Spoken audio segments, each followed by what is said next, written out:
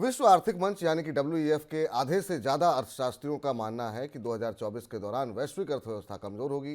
30 अर्थशास्त्रियों पर किए गए सर्वे में 56% ने अर्थव्यवस्था के कमजोर होने की बात कही है।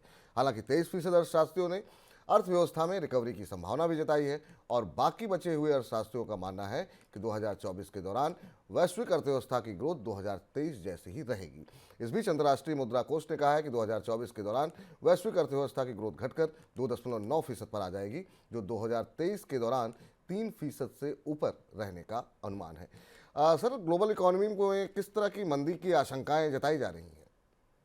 ग्लोबल इकोनॉमी में मंदी की आशंकाएं चारों तरफ से आ गई हैं और अब ये आंकड़े भी आना शुरू हो गए हैं, संभावनाएं भी आनी शुरू हो गई। पहली और महत्वपूर्ण और मोटी संभावना जो हमारे लिए समझना जरूरी है कि दुनिया की इकोनॉमी की विकास दर 3% से नीचे रहेगी इस साल 2024 के दौरान, जो मंदी की तरफ या अलग अलग क्षेत्रों में स्लोडाउन का स्पष्ट संकेत है।